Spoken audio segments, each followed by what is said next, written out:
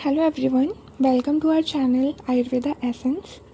आज अपने पढ़ने जा रहे हैं खरलीय रसायन के बारे में। खरलीय रसायन जो है, खरलीय रसायन को खलवीय रसायन भी कहा जाता है। ठीक है, ऐसा क्यों कहा जाता है? क्योंकि खलवीय रसायन जो है उसमें खलवीय यंत्र का प्रयोग किया जाता है। अब आप सोच रहे हो खलवीय यंत्र कौन सा होता है? आप में से काफ़ी लोगों को पता भी होगा, बट जिनको नहीं पता उन्हें मैं बता दूँ कि ये होता है खलवीय यंत्र। ऐसे समझ लीजिए खलवीय यंत्र, इसमें भी यही करते हैं अपने, जैसे जो भी इंग्रेडिएंट्स होते हैं, जो भी घटक द्रव्य होते हैं, उनको इस यंत्र में डालकर फिर उसे कूटा जाता है, पीसा जाता है। ठीक है, जैसे अपने चटनी बनाने के टाइम पे घर में करते हैं ना, वैसे ही सीन होता है। ओके, अब इसमें अपने पढ़ते हैं। सामान्यतः खलवीय कल्पना के निर्माण में अग्नि की आवश्यकता नहीं होती। यह रसायन सगंध से मतलब है गंधक, इसमें इंक्लूडेड भी हो सकता है घटक द्रव्य में।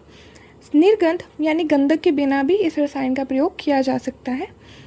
एकल रूप में एक से भी बन सकता है। संयुक्त रूप में यानी काफ़ी चीज़ों को मिला के भी खल्व के द्वारा निर्मित की जा सकती है। ठीक है, इसलिए इसे खलवीय कल्पना कहते हैं। तो बेसिकली खलवीय कल्पना में क्या होता है कि ये रसायन का निर्माण करते हैं, गंधक के साथ भी कर सकते हैं यानी सगंध भी, गंधक के बिना भी कर सकते हैं, निर्गंध भी, एकल रूप में भी बना सकते हैं और संयुक्त रूप में भी बना सकते हैं। किस में बनाते हैं? खलवीय यंत्र में बनाया जाता है। ठीक है, चिकित्सा की दृष्टि से खलवीय कल्पना का सबसे अधिक उपयोग किया जाता है।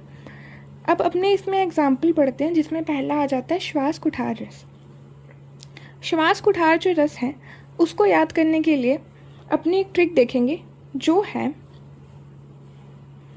हे वत्स श्वास चाहिए तो गंदी कटु मरीच खा और मन से शिला पार कर। तो वत्स से आ जाएगा वत्स नाम, श्वास चाहिए यानी बेसिकली अपने ऐसे सोच लेंगे कि श्वास कुठार रस है, श्वास चाहिए तो यानी सांस चाहिए तो वत्स को क्या करना पड़ेगा? उसको गंदी कटु कड़वी मिर्ची खानी पड़ेगी। ओके, तो मरीच खा और मन से शिला को पार कर। ठीक है, तो वत्स से हो जाएगा वत्स नाम। श्वास से, ये किसकी ट्रिक है? श्वास कुठार रस की, तो श्वास कुठार रस। गंदी से गंधक आ जाएगा, कटु से त्रिकटु, मरीच, ओके, और मन से मनशिला और पार से पारद। तो ये सारे अपने क्या होने वाले हैं? घटक द्रव्य होने वाले हैं। तो अपने इसमें देखते हैं। तो इसमें अपने पहले उपकरण कौन से यूज़ करने वाले हैं? इमाम दस्ता यूज़ करेंगे, चम्मच यूज़ करेंगे, वस्त्र यूज़ करेंगे, खलवीय यंत्र प्रयोग करेंगे और थाली का प्रयोग करेंगे। अब इसमें घटक द्रव्य में देखेंगे शुद्ध पारद, शुद्ध वत्सनाप, शुद्ध मनशिला, त्रिकटु, शुद्ध गंधक, शुद्ध टंकन। टंकन अपने को अलग से याद रखना पड़ेगा। ओके, और मरीच है। अब इन सभी की मात्रा देखिए तो सभी की मात्रा 1 टंक है एक्सेप्ट मरीच। मरीच की मात्रा 8 टंक है। ओके, भावना द्रव्य में जल है। निर्माण विधि, तो निर्माण विधि में बेसिकली क्या करना है अपनों को? पारद लेना, गंधक लेना, इनका खलवीय यंत्र में मर्दन करके इनकी कंजली बना लेनी है। ठीक है, कंजली इज लाइक उनको बेसिकली पीस के चूरन बना लेना, जो ऐसे लाइक ब्लैक कलर का होता है ना, वो चूर्ण बना लेना। ठीक है, फिर उसमें जो बचे हुए द्रव्य हैं उनका सूक्ष्म चूर्ण मिला के जल के साथ मर्दन कर उसको जल के साथ पीस कर अपने को एक एक रति की गोलियां बना लेनी है। ठीक है, अब इसकी मात्रा कितनी है? 1 रति है। अनुपान में मधु और उष्ण जल तो सभी में मोस्टली होता ही है। रोग घनता, अब रोग घनता अपने कैसे याद करेंगे? श्वास है तो श्वास नाम में ही आ गया ना, श्वास कुठार रस, तो श्वास है तो श्वास में यूज़ होएगा, श्वास में यूज़ होगा। और अगर श्वास है तो श्वास के साथ में कास तो नॉर्मली रहता ही है, तो कास श्वास। ठीक है, और किसी पर्सन को कास श्वास है और प्रतिशय ना हो यानी जुकाम ना हो, तो ये तो हो ही नहीं सकता ना, मतलब हो सकता है बेसिकली, बट ऐसे याद रखने के लिए कि किसी पर्सन को कास श्वास है तो प्रतिशय तो होगा ही, तो इसके जो रोग घनता उसमें कास श्वास प्रतिशय आ जाएगा। और अगर किसी पर्सन को जुकाम लग रखा है, कास हो रखा है, उसको खांसी भी आ रही है ना, तो उसको खाने का मन तो करेगा नहीं, क्योंकि उसका गला भी खराब रहेगा, मुंह का टेस्ट भी अजीब सा रहेगा, तो इससे अपने अरुचि याद रख सकते हैं। ठीक है, तो इसमें क्या हो जाएगा? कास, श्वास, अरुचि और प्रतिशय। ठीक है, अब अपने अगला देखने वाले हैं वात विध्वंस रस। वात विध्वंस रस के घटक द्रव्य को याद रखने की ट्रिक है। वत्स ने गंदी त्रिकटु खाकर नाक के कण कण को लोहे तांबे अब्रक वंग से मारा।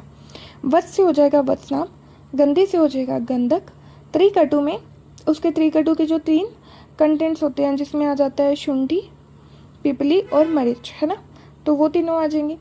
नाग, नाग से नाग बसम, कण कण से टंकन, लोहे से लोह बसम, तांबे से ताम्र बसम, अब्रक से अब्रक बसम और वंग से वंग बसम। तो ऐसे अपने वात विध्वंस रस के सभी कंटेंट्स जो हैं वो याद हो जाएंगे।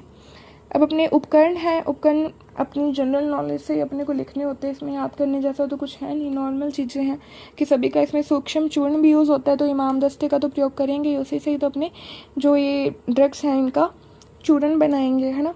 चम्मच का तो यूज़ चाहिए ही होगा। वस्त्र, खलवी यंत्र तो इम्पॉर्टेंट है भाई, तभी तो खलवी रसायन होगा, खलवी यंत्र के बिना खलवी रसायन ही कैसे बनेगा। और थाली, ठीक है।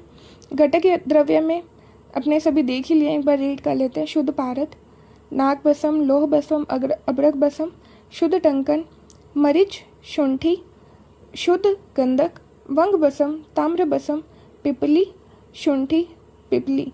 अब त्रिकटु में अपने 3 ड्रग्स देखे थे ना, मरीच, शुंठी और पिपली, वो तीनों हैं ही, और शुंठी और पिपली जो है वो रिपीट हो रहा है, ठीक है। उसके बाद में शुद्ध वत्सनाप। शुद्ध वत्सनाप जो है उसकी मात्रा जो है वो 1/2 भाग है, ओके, और बाकी सभी 1 भाग है, ओके।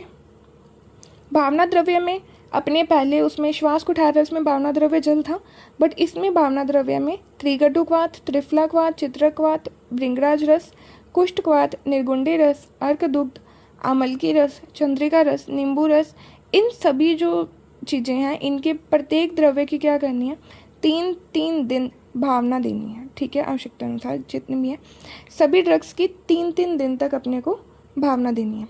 निर्माण विधि सेम है जो अपने पहले देखी थी, बस डिफरेंस यही है, उसमें अपने 1-1 रत्ती की गोलियां बनाते थे, इसमें अपने 2-2 रत्ती की बनाते हैं।